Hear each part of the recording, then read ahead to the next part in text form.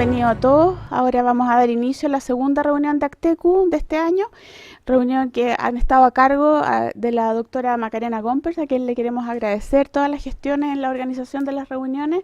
En esta oportunidad va a hacer presentaciones del Hospital Clínico de la Universidad de Chile, así que dejo con usted a la doctora Gompers para que presida la reunión. Bueno, hola, buenas noches, bienvenidos a todos y gracias por su participación, y agradecemos también a los que están en streaming, que la vez pasada se conectaron 41 personas, que la verdad es que es bastante participativo, y la idea es que llegara a distintas partes porque efectivamente Santiago no es Chile y tenemos que unirnos como grupo. Aquí les hice un resumen de lo que son las presentaciones de este año. Están coordinadas 4 reuniones para este año. La primera se hizo el 7 de abril en Viña del Mar. La reunión de hoy, que está a cargo del Hospital Clínico de la Universidad de Chile. El 7 de agosto va a estar a cargo de la Universidad Católica con la doctora Pavés. Y el 6 de noviembre el Hospital de Concepción con el doctor Alfaro. Obviamente estas fechas se van a ir ajustando según obviamente cualquier evento, pero en general las coordinamos que no toparan con otros eventos como congresos, cursos, etcétera, ¿ya? En el día de hoy vamos a presentar 2 casos clínicos. Quisimos acotarlo a casos clínicos y revisión del tema como para ir haciendo inmediatamente una discusión. Y en general buscamos casos clínicos que fueran como de dificultades para los que estamos acostumbrados a manejar inflamatorias. La idea es que en general en esta reunión venimos, doctores que trabajamos en inflamatoria, entonces casos que habitualmente son de más difícil manejo o que incluyen otras especialidades. El primero de ellos es de pioderma gangrenoso, y para el cual nos van a acompañar 2 dermatólogas, que son la doctora Luzoro y la doctora Kolbach, que de hecho vienen llegando para que nos hagan también su visión de la parte dermatológica. Y después vamos a ver un caso de compromiso intestino delgado y la utilidad de la cápsula endoscópica para estos pacientes, ¿ya? Así que los dejo con ustedes. Bueno, van a participar con nosotros esta vez la doctora Sedano y el doctor Torres, que son becados de segundo del Hospital Clínico de la Universidad de Chile, y nos van a presentar cada uno un caso con su respectiva revisión. Doctora Sedano. Buenas noches. Bueno, yo les voy a hablar de pioderma gangrenoso. Para empezar, les voy a mostrar el caso clínico con el cual nos vamos a basar. Es una mujer de 38 años que tiene antecedentes de un linfoma no Hodgkin diagnosticado en el año 98, que recibió quimioterapia con CHOP más citarabina intratecal, que al momento de la consulta ya se encontraba en remisión completa. Además tiene antecedentes de una colitis ulcerosa diagnosticada en el año 2004, que en el año 2010 dejó de controlarse y desde ese entonces en adelante solo mantuvo prednisona 15 miligramos. Además tiene una obesidad mórbida severa con un IMC PERI 60. La historia al momento de la consulta es de un mes de evolución que comenzó con lesiones ampollarias a nivel del tercio distal de ambas caras posteriores de las extremidades inferiores, que fueron evolucionando progresivamente. Primero se erosionaron, luego se volvieron costrosas, asociaron exudado seroso, posteriormente secreción purulenta y en todo momento muy dolorosa.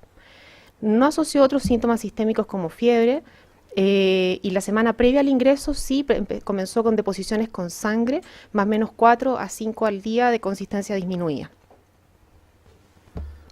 Al momento de la hospitalización, dado su antecedente de la obesidad mórbida y estas lesiones que aparecieron en las extremidades inferiores, se planteó hospitalizar en cirugía vascular, pensando en compromiso venoso. Se llevó a aseo quirúrgico, se tomaron cultivos e inició tratamiento antibiótico empírico con ceftriaxona más clindamicina.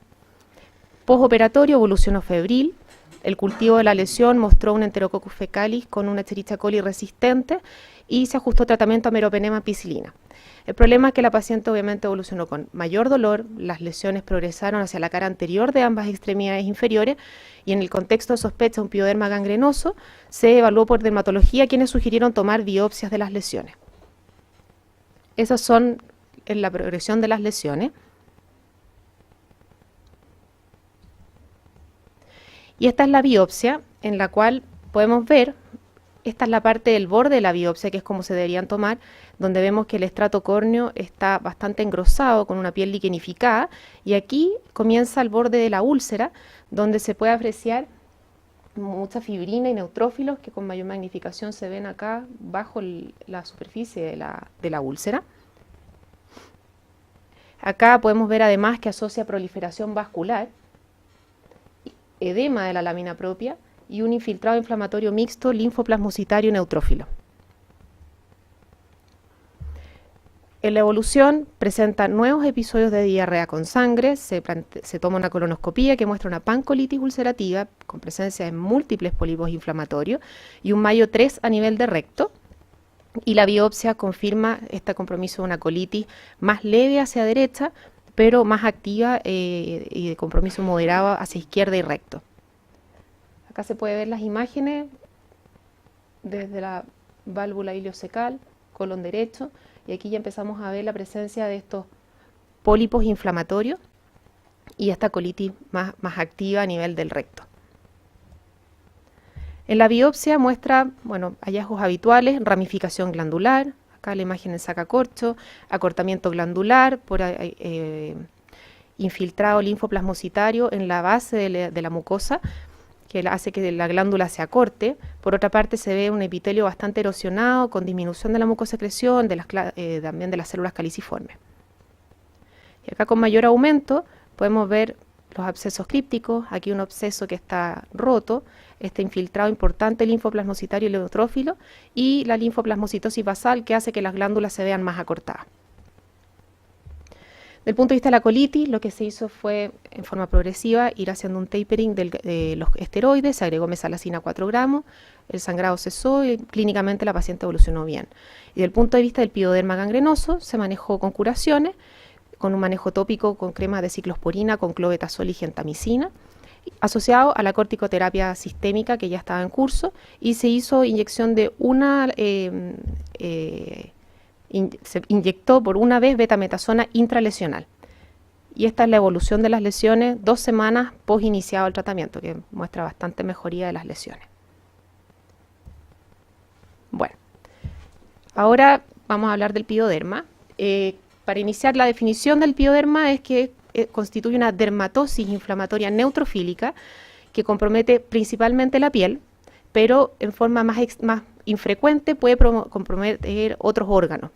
Se asocia en general a enfermedades sistémicas, la más frecuentemente asociada es la enfermedad inflamatoria intestinal. Y como parte de la historia, la primera vez que se describió una lesión de pioderma fue en el año 1916. Ya en el año 1930 se acuña el término de pioderma gangrenoso y se sospecha que son lesiones como de gangrena cutánea secundaria a una infección diseminada por estreptococo. Pero lo que llamaba la atención en ese entonces era que no respondía a antibiótico y que al momento de hacer un aseo quirúrgico empeoraba la lesión por el tema de la bacteria. De la fisiopatología, bueno, sabemos que es una desregulación del sistema inmune y se puede presentar tanto en forma idiopática y aislada como asociada a patologías sistémicas como las mencionadas acá. La más frecuentemente asociada, la enfermedad inflamatoria intestinal.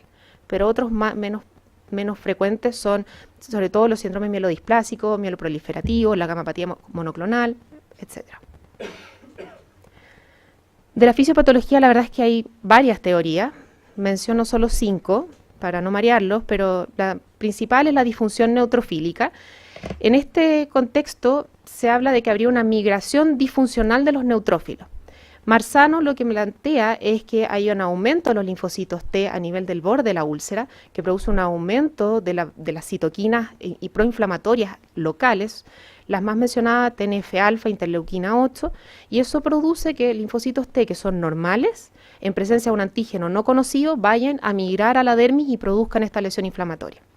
Y Caproni, que también habla de que habría una disfunción en la migración neutrofílica, la diferencia es que él plantea que habría una disminución de las células T reguladoras en la lesión, que aumenta la actividad de los linfocitos T, mayor liberación de interleuquina 17, y con esto se produce la migración de los neutrófilos a la dermis.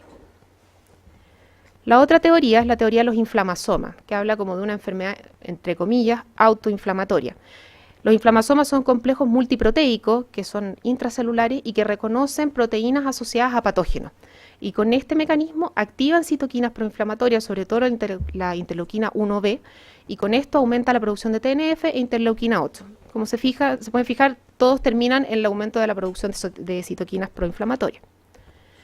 Y de la susceptibilidad genética, cabe mencionar que se asocia a una mutación en el gen de la proteína PST-PIP1, que está asociada a múltiples trastornos genéticos como el PAPA, el PASH, que en el fondo son artritis piógenas, acné, pioderma gangrenoso y otras asociaciones, y que aumentan el ensamblaje de los inflamasomas y gatillan la producción de las citoquinas proinflamatorias.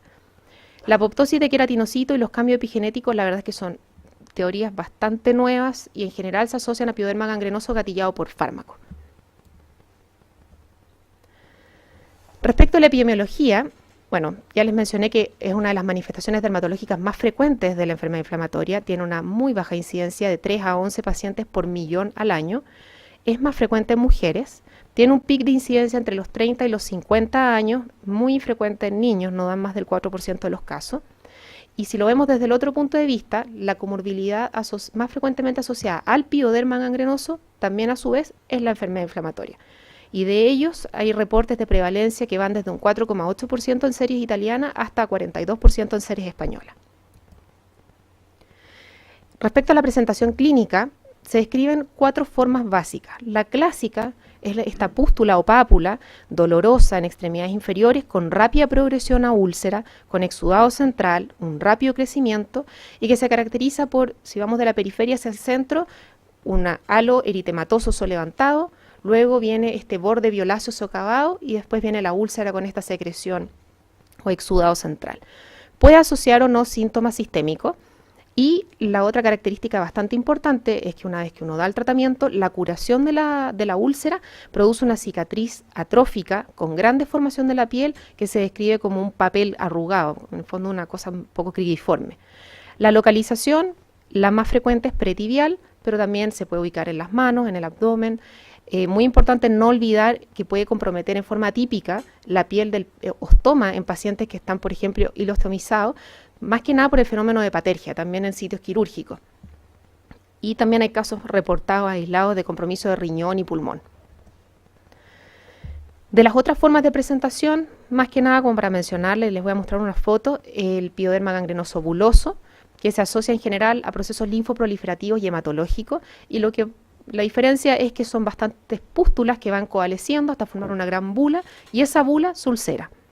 El pustular suele asociarse no tan frecuentemente como el primero que les mostré, pero a la enfermedad inflamatoria intestinal, y son múltiples pústulas dolorosas que se rodean de eritema, pero son más frecuentes en los sitios de extensión de la extremidad y en el tronco.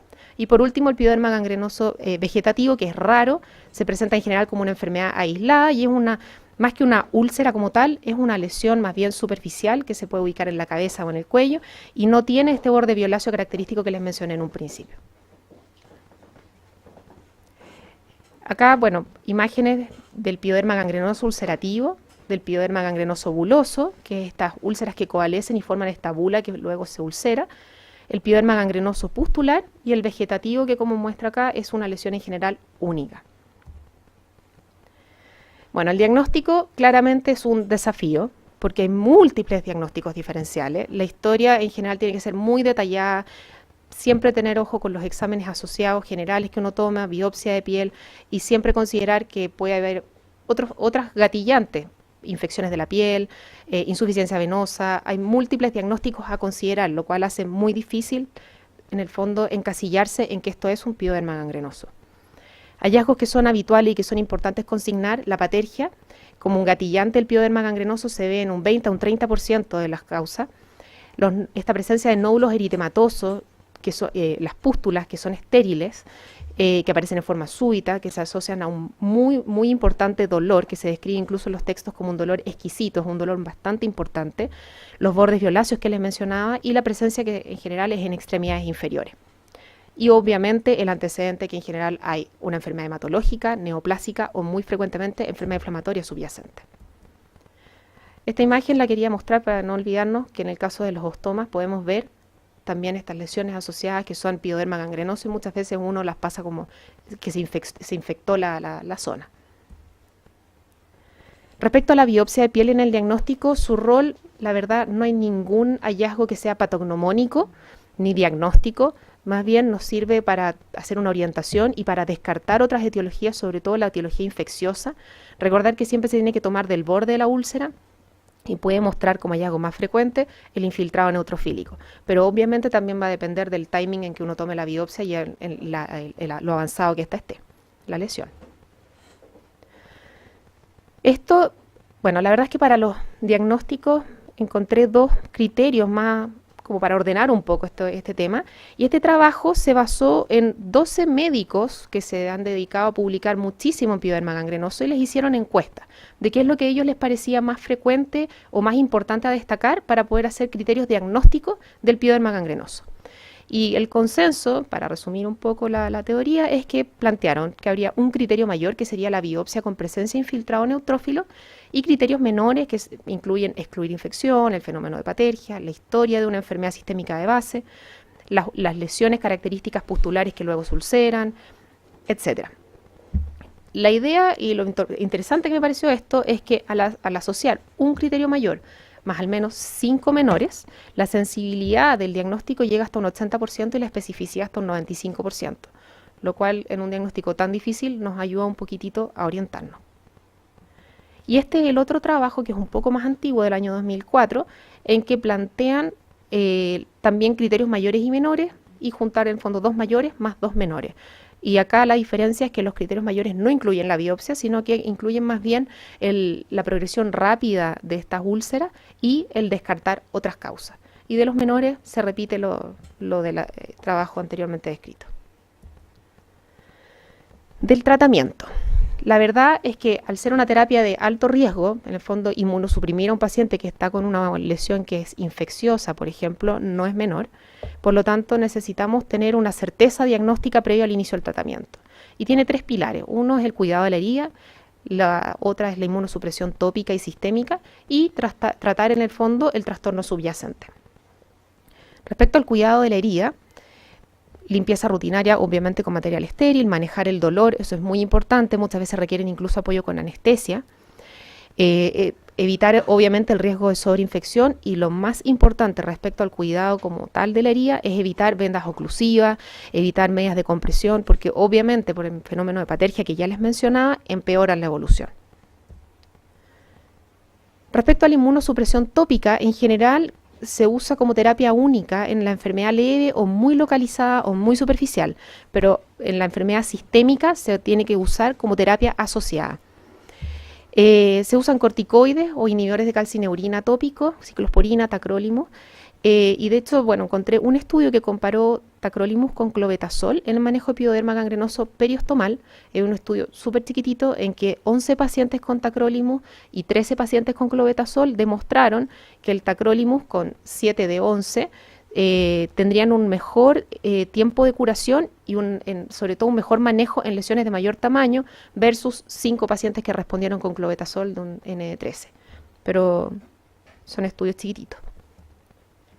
Ya en la enfermedad severa o generalizada, la primera línea son los corticoides sistémicos asociados a ahorradores de corticoides, que son la ciclofosfamida, ciclosporina, azatioprina, metotrexato. La verdad es que la literatura es bastante amplia en ese sentido. Generalmente se usa prednisona 0,5 a 1 miligramo por kilo al día, o también existe otro esquema, que es el uso de metilprednisolona 1 miligramo por kilo al día. Se usa por 3 a 5 días y luego se hace el switch a prednisona 40 a 60 miligramos al día. Y esto puede también asociarse al uso de ciclosporina. Otros agentes que están mencionados en la literatura que con menor grado de evidencia son terapias antineutrófilos como el uso de colchicina o dapsona, más que nada por su rol en la fagocitosis y quimiotaxis de neutrófilo, y la aminociclina y otras tetraciclinas también por sus efectos antiinflamatorios. Respecto a la terapia biológica, esta junto con el uso de gamma globulina endovenosa se guardan para el pioderma gangrenoso refractario, el que no responda a ninguna de las terapias previamente descritas. Y en esto, el infliximab, que obviamente es el biológico más estudiado, demuestra que con dosis de 5 miligramos por kilo logra mejorar lesiones en 20 de 29 pacientes, o sea, siempre son estudios bastante chiquititos. Y también hay reportes de casos de uso exitoso de infliximab asociado a corticoides u otros inmunosupresores como los que les mencioné previamente. Otros biológicos estudiados, el etanercept, el adalimumab, la verdad es que son solo reportes de casos, la efectividad es variable e incluso se ha visto casos de pacientes que estaban en tratamiento de una psoriasis, por ejemplo, con adalimumab, que desarrollan un pioderma gangrenoso en contexto como de un pioderma gangrenoso farmacológico por adalimumab. Y en ese caso en puntual, que lo encontré bastante interesante, se vio que el ustekinumab, como usa una vía alternativa, no la misma del adalimumab, responde bastante bien a este pioderma gangrenoso inducido por adalimumab. Pero como les digo, es el reporte de un caso que en particular ese paciente, la verdad es que no respondió a dapsona, clobetasol, adalimumab, golimumab, infliximab, que todos obviamente van en la misma vía de acción, y responde recién a ustekinumab a las 22 semanas de tratamiento. Otros que no vale la pena mucho ahondar, pero son terapias que están apareciendo, el ixekizumab, brodalumab y el apremilast. Por último, el uso de gamma-globulina endovenosa. También se guarda para el pioderma gangrenoso refractario, se usa en dosis altas, 2 miligramos por kilo o más. Y la verdad es que el reporte más actualizado que encontré es de pacientes que no habían tenido buena respuesta a las terapias habituales. Básicamente eran 49 pacientes y de los cuales con el uso de gamma-globulina endovenosa de 2 miligramos por kilo o más lograron respuesta parcial o completa del pioderma hasta un 88% de los pacientes. Muchas gracias.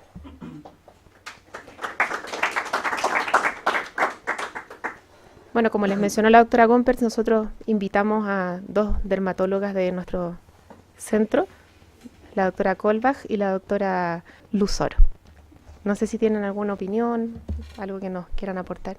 Bueno, aquí estamos con la Amaranta, muy agradecida y súper entusiasmada en tratar de trabajar con ustedes, apoyándolo en su trabajo diario de las enfermedades inflamatorias intestinales. Yo trabajo en la Universidad Católica, la Amaranta trabaja en la Clínica Las Condes y en el Hospital Barros Luco. Y el caso es súper interesante y no tan infrecuente, a pesar de que siempre las series van a ser de pocos casos, porque globalmente es una patología de baja prevalencia, digamos. Entonces eso va a ser difícil encontrar series muy grandes y sobre todo con tratamientos digamos de mayor complejidad. Perdón por el atraso, nosotros nos tocó el taco, pero presentaron el caso, ¿no es cierto? Sí. Nosotros tenemos acceso al caso previo. Llaman la atención las cosas interesantes de este caso, el hecho de que haya respondido aparentemente muy bien a tratamiento con ciclosporina tópica.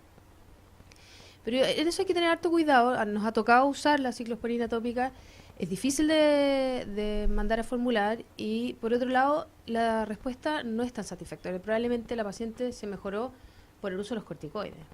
Entonces la ciclosporina tópica puede ayudar, es como complementario, ¿ya? Entonces no hay que cifrar las esperanzas. Yo no sé cómo lo presentaron el caso, como llegamos un poquito tarde, pero la ciclosporina tópica puede ser un complemento, tal cual como es el tacrolimus, porque hay que recordar que esta patología es una patología sistémica. Entonces, un tratamiento tópico es netamente un coadyuvante, ya sea ciclosporina, ya sea tacrolimus, ya sea corticoide clobetasol. Y lo que... tú hiciste una excelente revisión del pioderma. En una parte hablas del tema de la diferencia entre la clasificación de las publicaciones del 2004, si consideran o no la necesidad de la biopsia. Es interesante el punto porque hoy en día, con lo judicializada que está la medicina, la necesidad de la biopsia es clave. Y nosotros los dermatólogos, o sea, a la primera, biopsia. Sin embargo, aquí hay que tener cuidado porque el mecanismo de hacer la biopsia puede inducir patergia. Sin embargo, hoy en día el tema de la biopsia bien hecho, con mucho cuidado y es casi una necesidad. Por otro lado, el aseo quirúrgico de este tipo de lesiones que tengo entendido que fue lo primero. Se fue, eso por ningún motivo, jamás. Porque solo conlleva a patergia y aumentar la gravedad de la patología. Mira, yo quiero complementar un poco lo que dice la Marian, comentando que como enseñanza de este caso para ustedes los gastro, lo importante que es el trabajo en equipo, el trabajo multidisciplinario en conjunto con nosotros, bueno, también con los cirujanos, por supuesto, pero cuando llega un paciente así, ustedes tienen que tener un alto índice de sospecha, porque, como dice la Mariana, el pioderma tiene una baja prevalencia, no es común encontrarse con pioderma, nosotros lo vemos raramente, pero cuando lo vemos, lo primero que pensamos es en enfermedad inflamatoria, o sea, es la primera cosa que tenemos que descartar.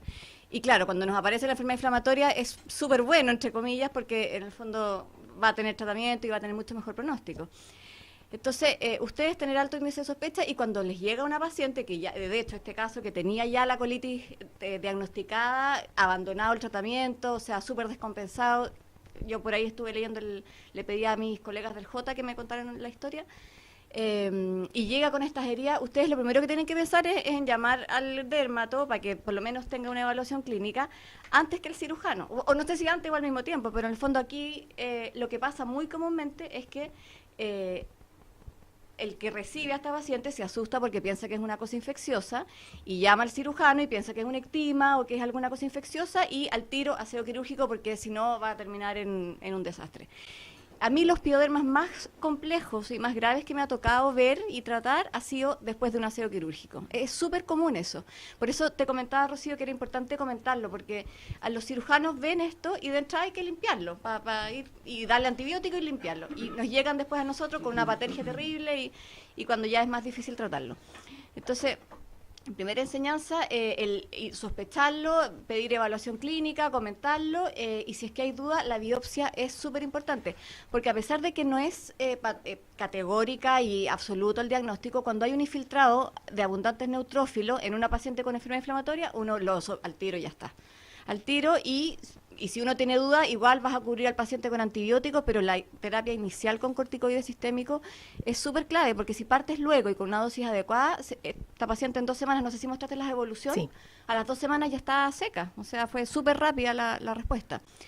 Eso de primera línea, el corticoide oral o endovenoso sistémico, digamos, es primera línea en pidoderma. Y rápido, empezar con otro inmunosupresor ahorrador de corticoides. En general nosotros partimos con ciclosporina antes que los otros. Es como lo que primero partimos y si hay buena respuesta, que es generalmente bien, y si no, ahí uno empieza como a probar otros esquemas.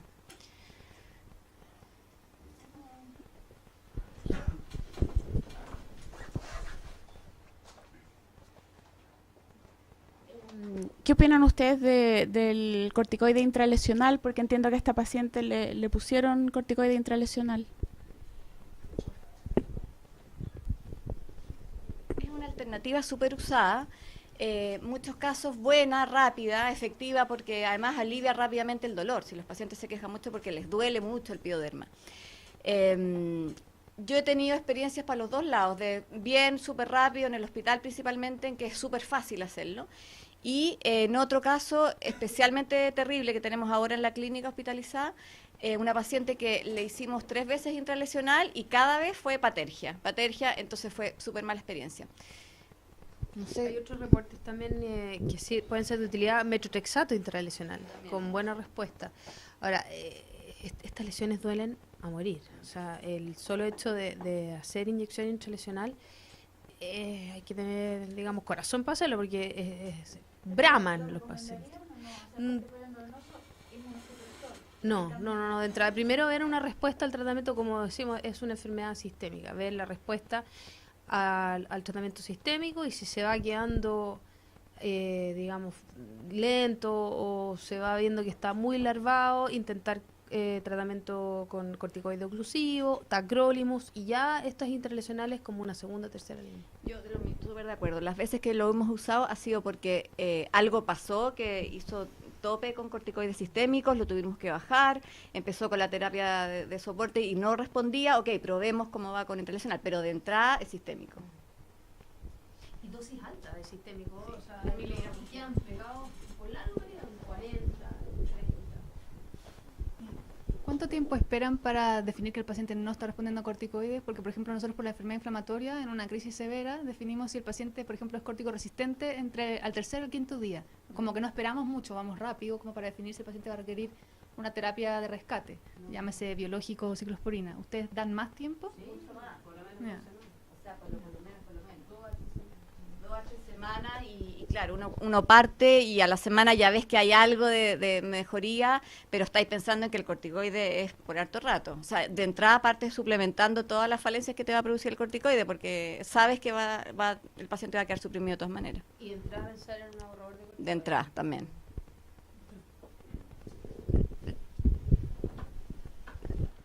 Rocío, gracias.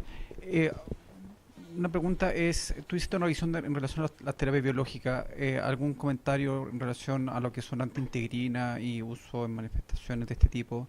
Segundo, se planteó dentro del grupo, dado la severidad que comentó Amaranta, desde el punto de vista dermatológico, teniendo una clasificación endoscópica Mayo 3, si era candidata a uso de terapia biológica por la gravedad, digamos, que sumar que endoscópicamente un Mayo 3, con compromiso de un pidoderma no menor, digamos. ¿Sí? Entonces, ¿Se planteó la posibilidad en ese sentido o la idea es, dado la respuesta, es esta paciente dejarla solamente con mesalazina de la base que tiene un linfoma como antecedente, digamos? La verdad es que, bueno, el tema previsional para nosotros no es menor en el uso de los biológicos, sobre todo en una paciente que es FONASA, que no tenía mucho acceso. Sí que lo primero que hicimos fue darle la chance con los corticoides sistémicos y con eso, la verdad, clínicamente respondió bastante bien. Las deposiciones se normalizaron al segundo día, ya dejó de tener sangre. Entonces, por ese lado, en el fondo le dimos la chance al manejo más entre comillas, conservador y no tanto aplicando el tema biológico que para un paciente FONASA es un tema. O sea, Y quedó con mesalazina, claro, sí. Si tuvieses la chance del biológico a mano, ¿lo hubiesen indicado? Esa es la pregunta. Lo que pasa es que como la paciente respondió precozmente bien, no tiene la indicación como tal. Claro, si la paciente hubiese seguido tercer, cuarto, quinto, sexto día, sigue con deposiciones con sangre, obviamente habría que plantearlo. Y quizá en una paciente FONASA podríamos haber partido primero con ciclosporina y después, viendo en el fondo el tema previsional, quizás pasarnos a los biológicos. Se discutió harto entre los distintos especialidades de esta paciente por el mismo tema, porque por lo menos mi experiencia había sido ver pioderma gangrenosum en Barcelona y en general las evoluciones son bien malas. Entonces suelen ellos partir rápidamente con corticoides y si no, rápidamente con biológicos. Entonces lo pensamos en esta paciente, lo tuvimos dentro de las posibilidades, pero efectivamente una de las limitantes nuestras es que efectivamente los pacientes FONASA no hay cómo. La Loricartesoto todavía no está funcionando para colitis ulcerosa, entonces no teníamos mucha más herramientas a mano y para suerte respondió tanto tanto de la colitis como del pioderma, pero la discutimos mucho, la evaluamos mucho en ese sentido de qué era el paso siguiente que íbamos a utilizar. La pregunta es porque efectivamente desde el punto de vista de la colitis ulcerosa parece estar todo bien, porque respondió a los corticoides rápidamente y está con mesalazina que no había usado por largo periodo y pudiera ser suficiente. La pregunta es que hay que ir sacando los corticoides y si para el pioderma gangrenoso eso es suficiente o no.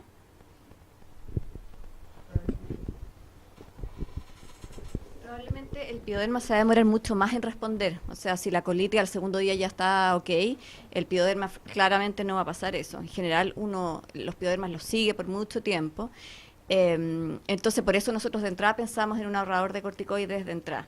Y en esta paciente yo no sé bien qué conducta tomaron, porque no supe la evolución después de las 2 semanas después post-control ahí en el J, pero si hubiera sido mi paciente de entrada hubiera pensado en partir con ciclosporina y uno está muchos meses después controlándola, porque entre que uno ve que se apagó el incendio de la piel, igual la herida se demora mucho en sanar y esa herida está inflamada todavía, entonces te demoras mucho tiempo después con la ciclosporina. Y pasa también que cuando uno suspende el corticoide se reactiva. Entonces a eso le tenemos miedo de que, se reactivó y no vaya a ser otro, entonces hay que tenerla. Porque desde el punto de vista de la colitis ulcerosa estamos tranquilos, no necesitamos otra cosa, pero el pioderma va a ver que... No, en general la piel es mucho más exagerada que el intestino, yo creo. Yo creo que si nos pusiéramos un caso hipotético, que no es el caso, que la paciente hubiera evolucionado, pongámonos que la piel no hubiera respondido, pero el intestino sí. ¿Cuál sería la elección? Sería teóricamente ciclosporina, si estamos en un apuro, y si hubiera seguido y no tuviéramos acceso a los biológicos, como dice el doctor, porque si hubiera estado los dos compromisos, el gastrointestinal con el pioderma activo, y tuviéramos acceso a todas las terapias, lo ideal sería biológico, sí o sí. Pero si no hay acceso a FONASA, ahí la elección es corticoide con azatropina, porque ahí apuntáis a los dos, sirve como un ahorrador de corticoide y sirve. ¿Y qué otra alternativa de inmunosupresor tendría? Porque como dice Rodrigo, efectivamente esta paciente tiene antecedentes de un linfoma. Y ahí también en el fondo que consideran qué otra alternativa. Porque yo entiendo que esta paciente desde el punto de vista de la recursos está bien, pero probablemente entendemos que ha respondido muy bien a corticoides por el pioderma, pero no va a ser una terapia suficiente a largo plazo, porque va a haber que ir sacando los corticoides y como ustedes bien dicen, la posibilidad de que se reactive, que aparezca de nuevo otro pioderma, está. ¿Serio intentaría con ella? Muchísimo. Que sería una súper buena alternativa porque está tranquila desde los dos aspectos. Está tranquila del aspecto intestinal, está tranquila del aspecto pioderma, que se mejoró, pero estamos intranquilos en que esto se puede reactivar en cualquier minuto. Entonces, a mí me da la sensación, ustedes son más expertos, que probablemente esta colitis ulcerosa puede que esté tranquila, pero a punta de puro corticoide o pura mesalazina, si ya hizo un pioderma, da como un poco de intranquilidad, pero quién sabe. Pero por lo menos por el pioderma, sí o sí está muy intranquilo, porque eso va a hacer que se va a rajuñar así con un gato que la va a pasar a llevar y se la va a reactivar. No, además hay montones de otras comorbilidades, o sea, la obesidad mórbida, yo no sé si fumaba o no. No, es una paciente obesa mórbida, pero lo que más nos preocupaba de hecho es el tema compresivo, porque la paciente prácticamente no se movía. Entonces la posibilidad de hacer una úlcera por presión y que con ese fenómeno hepatérgico hiciera otro pioderma era altísimo. Y lo otro que quería mencionar es que, bueno, siguiendo un poco la línea de su historial, la paciente después de que se fue de alta, obviamente la intención era partirle azatioprina, en el fondo en control precoz y no volvió más. Entonces con eso, no, nunca más. ¿Usted ni con los Ni dermatólogos? con nosotros, ni con los dermatólogos. O sea, es una paciente que va a volver de todas maneras descompensada, o activa, consangrando con otro pioderma. Sí. O sea, lo plantearon, pero obviamente se postergó en el fondo como para un control ambulatorio, que lo discutimos.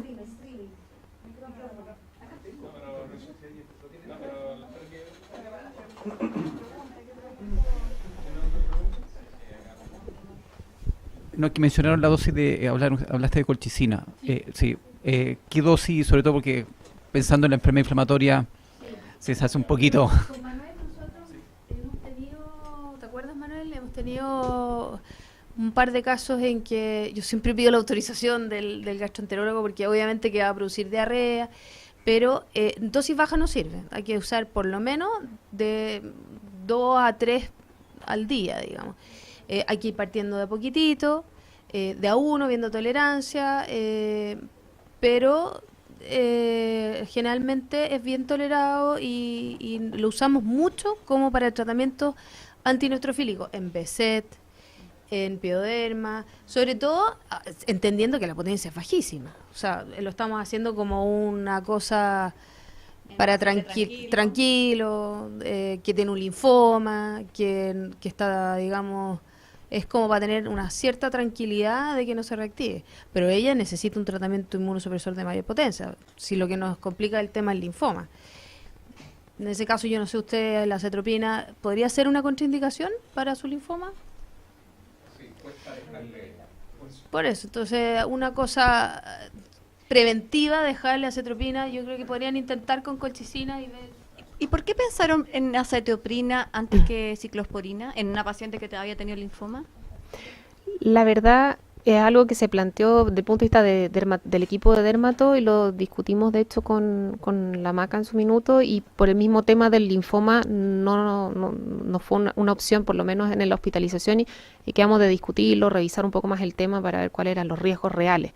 Y la paciente pero no se inició en ese contexto, obviamente, de su patología linfoproliferativa. Sí, o sea, lo que pasa es que en general la ciclosporina para los gastroenterólogos está validada como para inducir la remisión en una crisis grave de colitis ulcerosa como alternativa a los biológicos, pero no lo usamos de mantención, o sea, nos serviría como para sacar al paciente de la crisis. No sé si ustedes hacen lo mismo en pioderma o es por unos meses o es por una terapia larga, porque el problema cuando nosotros le damos ciclosporina a los pacientes, igual después tenemos que dejar otro inmunomodulador de mantención, que generalmente es azatioprina, que en esta paciente debería estar un poco vedada por lo del linfoma. Yo creo que como alternativa en ella, aunque sabemos que hay poca experiencia y poca cosa publicada en colitis ulcerosa, una alternativa es metrorexato, sin duda. Yo, si tuviera que probablemente dejarle algo, también sería una buena alternativa en ella, metrorexato también. Todos hemos tratado aquí pacientes con colitis con metrorexato, que no esté muy extensamente validado, digamos, pero una buena chance, menos riesgo de neoplasia, y también serviría también para el pioderma también, en teoría. Eso.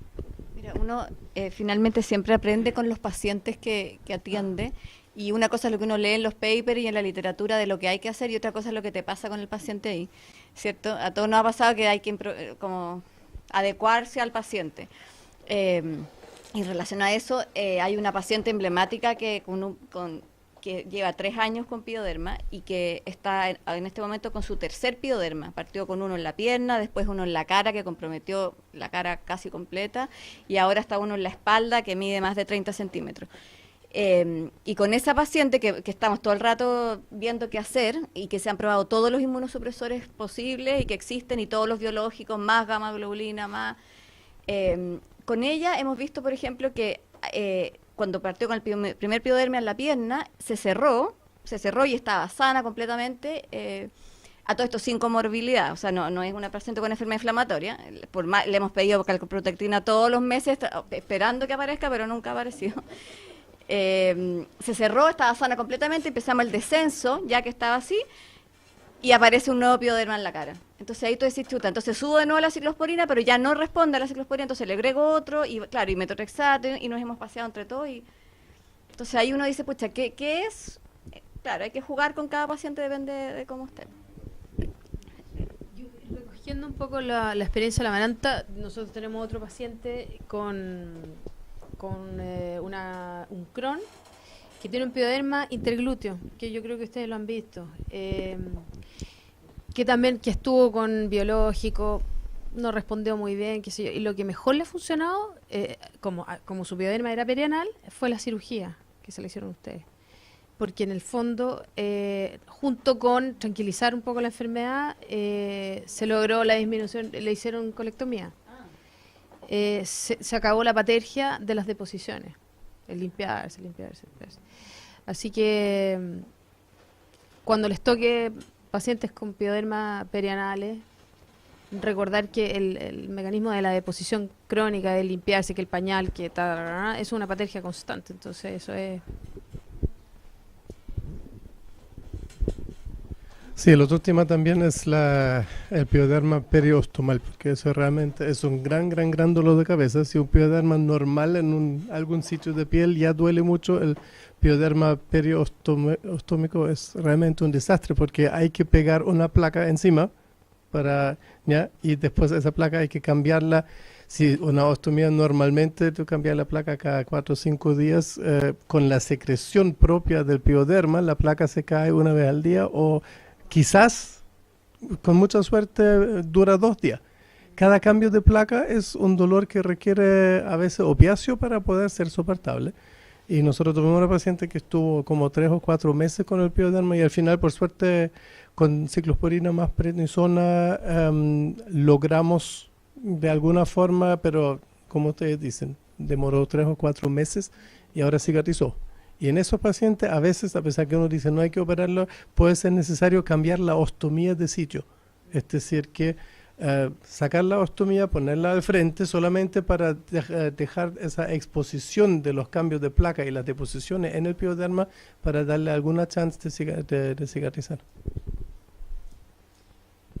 El último comentario. Hay una variante de pioderma que no tiene que ver con la gastroenterología, pero que a lo mejor les puede tocar a ustedes como de refilón, que es la post-cirugía plástica de mama. Y esa es bien frecuente, y yo creo que ustedes, como médicos tratantes, si les toca a lo mejor a alguna paciente que ya esté bien y que se quiera hacer una cirugía reconstructiva de mama o prótesis, con mayor razón, prohibírsela. Porque de por sí, sin tener enfermedad inflamatoria intestinal de base, es un riesgo, tan así que hoy en día los cirujanos plásticos lo exteriorizan y lo hacen firmar como una advertencia. Ustedes sí que están expuestos a que esto, o sea, si les consulta. Y la otra consulta que también preguntan harto es tatuajes en los pacientes con enfermedad inflamatoria intestinal o piercing. Ojalá que no, por este fenómeno de patergia que tienen, que puede eventualmente conllevar a una úlcera de difícil manejo. Ojalá que no, en la medida posible. Ya, muy buenas noches. Mi nombre es Fernando Torres, soy residente de gastroenterología del Hospital Clínico de la Universidad de Chile, como previamente nos presentaron. Y a propósito de un caso clínico, vamos a hacer una revisión de compromiso aislado de intestino delgado en enfermedad de Crohn y la utilidad de la biocápsula endoscópica. Este caso clínico habla de un paciente de 52 años de edad que no tiene ningún antecedente médico de importancia, tampoco usuario de fármacos, ni tampoco tiene antecedentes de cirugías previas, y su motivo de consulta fue dolor abdominal. Pero este dolor abdominal era de 1 año de evolución, con múltiples consultas en servicio de urgencia, en consulta ambulatoria, y cuando se evaluó se definió que era un dolor abdominal difuso, postprandial, ocasionalmente asociado a náuseas, anorexia, astenia y adinamia, y por otro lado dirigidamente refirió una baja de peso de 10 kilos, partía con 66, llegó hasta los 56 kilos, en los últimos 5 meses, con deposiciones cada 3 días descritas por él como Bristol 3. En cuanto al examen de laboratorio que nosotros recogimos al momento de valorar al paciente, lo inicial, destacaba una linfopenia con 4.200 glóbulos blancos y una VHC27, una PCR de 45 y una albúmina de 2.8. Destacar que se realizó una ecotomografía abdominal que demostraba un hígado graso difuso moderado. Procedió el estudio con estudio endoscópico y acá destacamos, a nivel del bulbo duodenal, atrofia velocitaria, en D2 úlceras duodenales y a nivel del yeyuno proximal otra presencia de úlcera. La conclusión de este estudio fue aspecto de atrofia de mucosa duodenal con úlceras duodenales y yeyunales múltiples, y acá la histología demostró una marcada atrofia velocitaria con intenso infiltrado a expensas de polimorfonucleares, células plasmáticas y linfocitos. Lo que uno plantea acá inicialmente es el diagnóstico de enfermedad celíaca y el estudio complementario para enfermedad celíaca resultó negativo. En la colonoscopía, que fue una colonoscopía completa y la endoscopía distal, fue dentro de límites normales y la histología de la ilión distal solo demostró hiperplasia folicular linfoide. Posteriormente se realizó estudio con imágenes, una enteroclisis por TAC, y destacamos en la primera imagen esta hiperemia de la asa del intestino delgado. En la segunda imagen, esta presencia de adenopatías que llegan a medir hasta 20 milímetros y otras de 14 milímetros. Acá una imagen del intestino delgado distal en que se observa esta imagen trilaminar con la mucosa, el edema de la subserosa y el realce de la capa serosa. Y en este corte vemos la presencia acá de adenopatías con esta hiperemia también del intestino delgado distal. Ante estos elementos imagenológicos y endoscópicos, lo que uno plantearía sería probablemente enfermedad celíaca versus enfermedad de Crohn. Entonces un elemento que nos ayudó bastante y sobre todo tenemos disponible a realizar este examen es la cápsula endoscópica. Inicialmente, como había elementos inflamatorios, ¿ya? Y este paciente tenía deposiciones cada 3 días, uno plantearía que pudiera tener síntomas obstructivos, entonces se realizó inicialmente una cápsula patency que el paciente, como vemos acá en la imagen, eliminó. Posteriormente se hizo una videocápsula endoscópica donde vamos a definir en los 3 tercios del intestino delgado.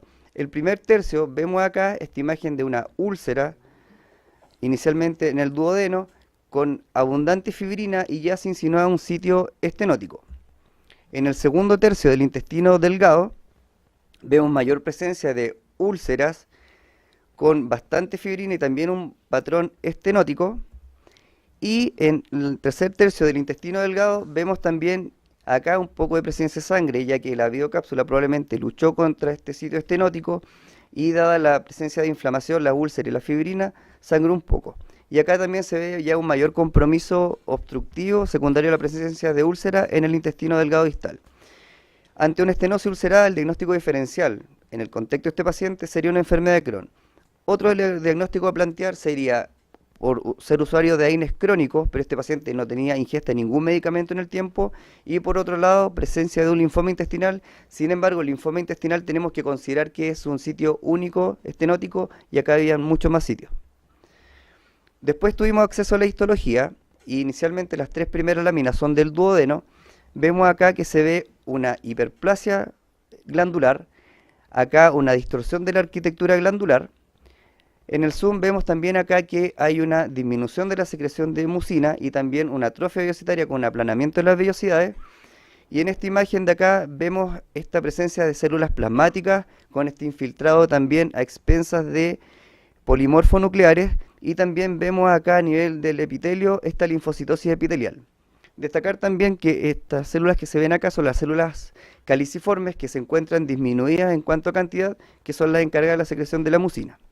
En el yeyuno básicamente los mismos elementos, sin embargo a nivel del yeyuno vemos acá que este patrón inflamatorio traspasa la lámina propia llegando incluso hasta la submucosa. Y en esta también vemos la presencia de este patrón inflamatorio a nivel del ribete epitelial con componente principalmente polimorfonucleares que nos hablaría de una criptitis en intestino delgado. Entonces, con el cuadro clínico, los elementos radiológicos y de biocápsula endoscópica, se planteó el diagnóstico de enfermedad de Crohn con compromiso de intestino delgado. Y siguiendo la ruta de la presentación, vamos a conversar un poco de este tema. En cuanto al compromiso aislado de intestino delgado, ¿ya? Y que es un diagnóstico emergente gracias al mayor acceso a videocápsula endoscópica, las enfermedades inflamatorias todos sabemos que son un grupo de afecciones idiopáticas que afectan principalmente el tracto gastrointestinal, colitis ulcerosa y enfermedad de Crohn. Por otro lado, la enfermedad de Crohn es capaz de afectar cualquier parte del tracto gastrointestinal, incluyendo que además tiene este compromiso transmural. Hay una incidencia que está descrita que es un 0,7 o un 9,8 por 100.000 habitantes y que la afectación del intestino delgado propiamente tal puede ocurrir hasta en el 70% de los pacientes.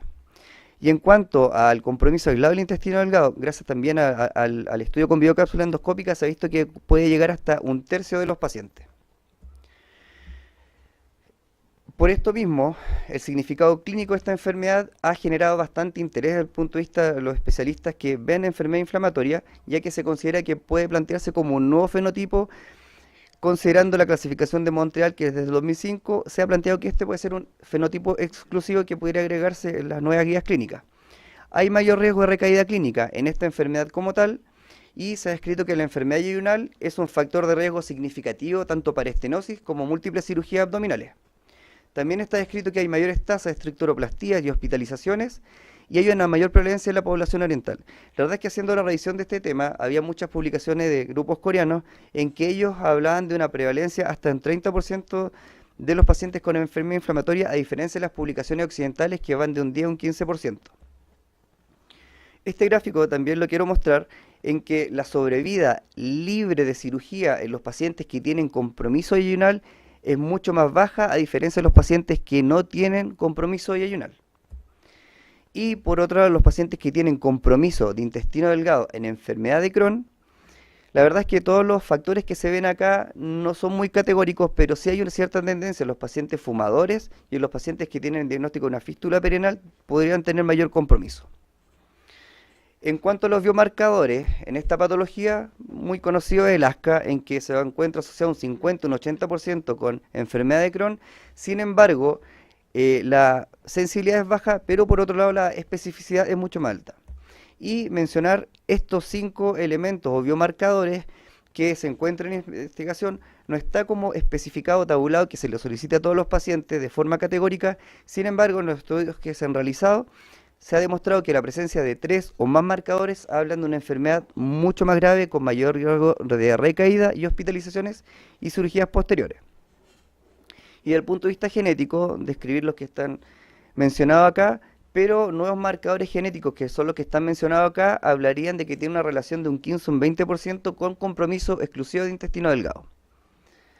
En cuanto a las imágenes, el SICUS o ultrasonografía contrastada de intestino delgado tiene algunas ventajas por sobre las otras al no ser invasiva, no hay radiación y tiene una sensibilidad y una especificidad que sería bastante importante, pero la mayor precisión diagnóstica sería de el ilion terminal.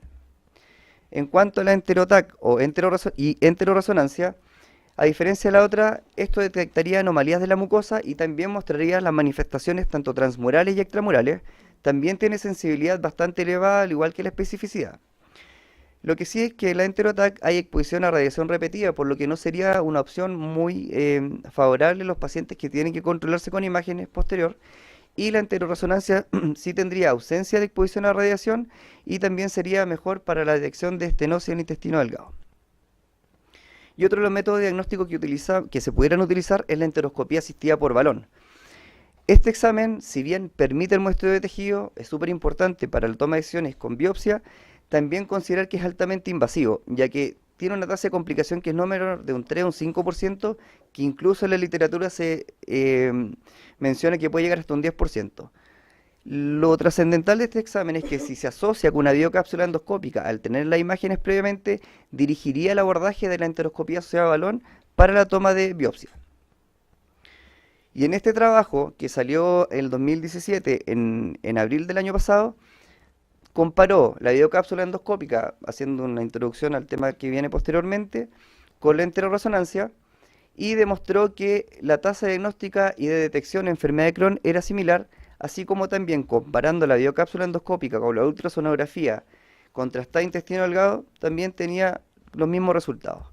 Por lo tanto, este trabajo concluyó que tanto la videocápsula endoscópica, la enteroresonancia y SICUS fue similar en la detección para la patología de Crohn establecida y la que se sospechó para posterior confirmación. Y en cuanto al tratamiento de esta enfermedad, tenemos que considerar recordar al paciente un año de evolución consultando en urgencia, ambulatoria, y la biocápsula endoscópica mostró una enfermedad bastante severa. Es lo que ocurre en esta enfermedad de Crohn con compromiso aislado de intestino delgado. Por lo tanto, lo que se pregona acá y lo que está determinado en las guías ECOS del 2016 es que uno debería partir con biológicos asociados a tiopurinas. Y como última parte de la presentación, evaluar la utilidad de la biocápsula endoscópica de intestino delgado sí o sí nos puede ayudar a contribuir a establecer el diagnóstico de pacientes con sospecha de enfermedad de Crohn de intestino delgado y puede ser considerado como paso siguiente después de un diagnóstico inicial con ileocolonoscopia. Sí hay que considerar también que el paciente no tenga síntomas oclusivos, que tenga sospecha de enfermedad estenozante o penetrante. Y es importante también porque nos ayudará a la detección de lesiones superficiales tempranas y o localizadas en los segmentos proximales del intestino delgado.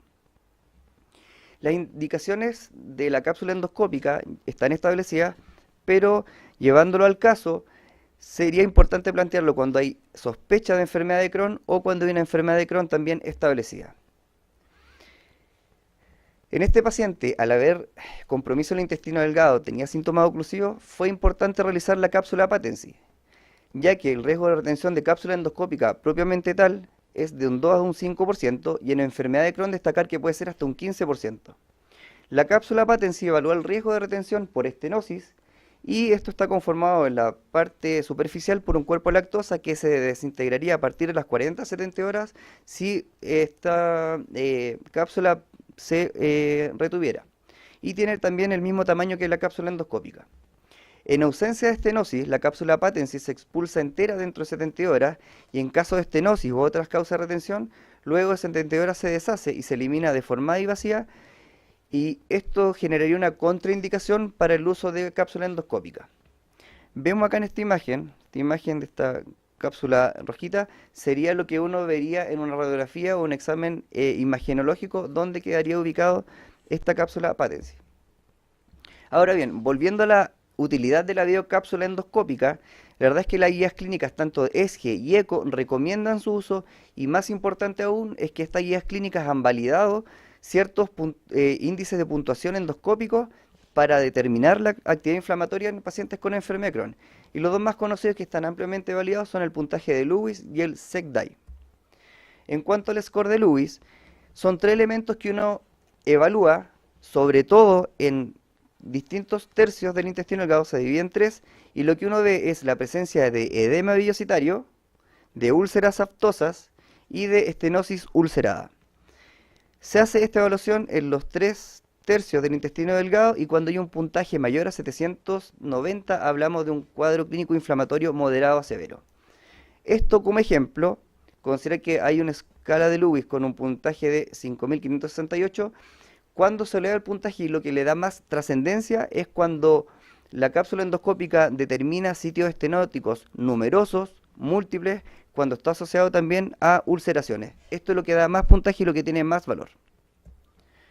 Y en cuanto a la utilidad también como algoritmo de este examen, destacar que en un paciente que tiene sospecha nos llevaría a un nuevo diagnóstico de enfermedad de Crohn. Por otro lado, el hecho de determinar la gravedad de esta patología en cuanto al score inflamatorio que nosotros determinamos, el inicio de tratamiento, que nos llevaría también a un cambio de conducta, al seguimiento postoperatorio y también a la discrepancia que puede haber entre los síntomas que refiere el paciente versus lo que dice la clínica.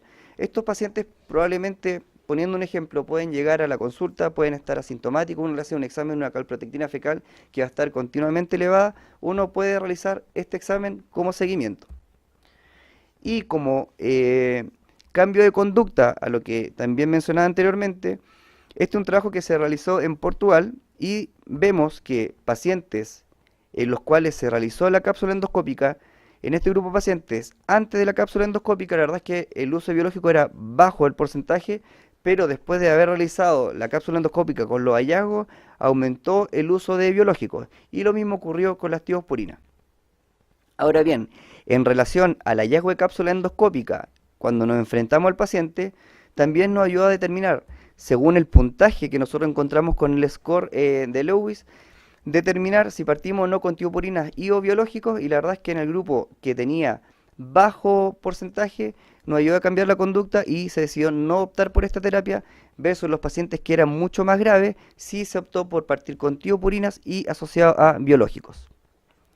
Como conclusiones de esta pequeña revisión, la verdad es que la enfermedad de Crohn con compromiso intestino delgado es bastante difícil, no es fácil. Recordar, este paciente estuvo consultando un año pasando por distintos lugares.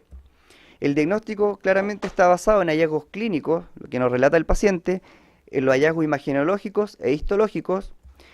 El compromiso aislado intestino delgado en la enfermedad de Crohn tiene mayor riesgo de cirugía, hospitalizaciones y recaídas.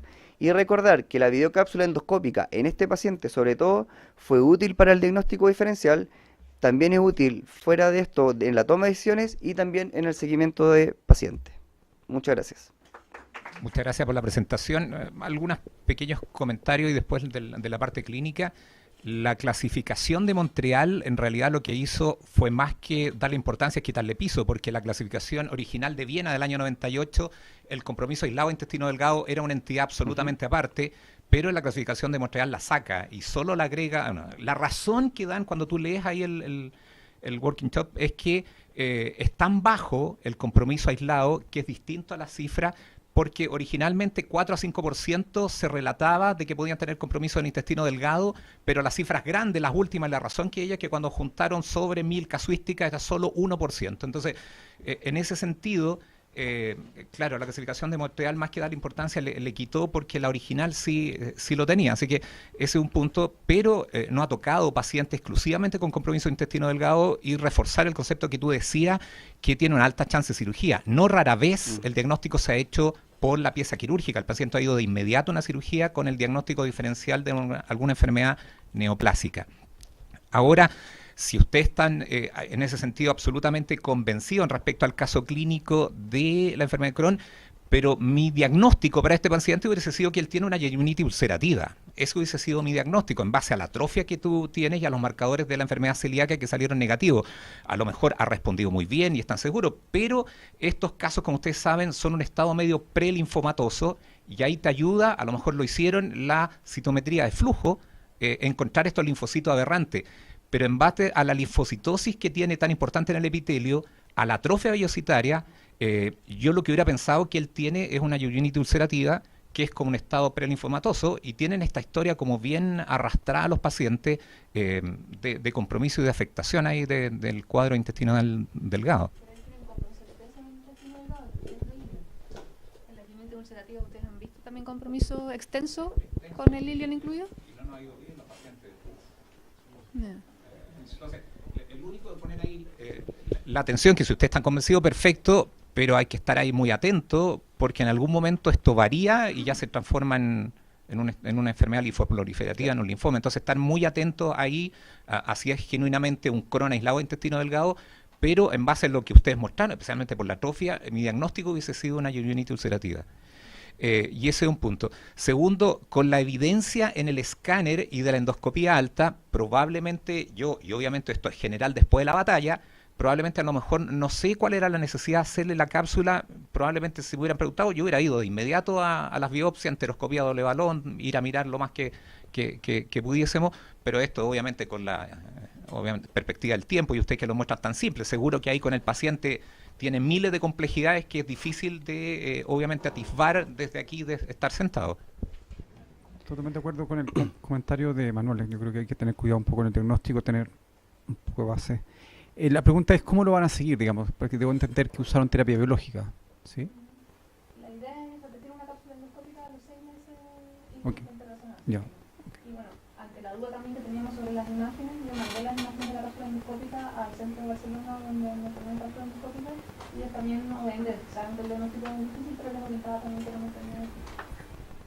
Ahora, haciéndole un pequeño comentario y también una consulta al doctor Álvarez. En este paciente, la verdad es que partió con adalimumab. El paciente ha evolucionado bien y consulta en realidad la baja de peso que él presentó, ahora subió los 10 kilos, clínicamente está mejor. Y por otro lado, la calprotectina fecal, que antes estaba mucho más alta, ha ido bajando en el tiempo. ¿Eso sería esperable en un paciente que tiene lesiones preneoplásicas? ¿Uno plantearía el diagnóstico de un linfoma?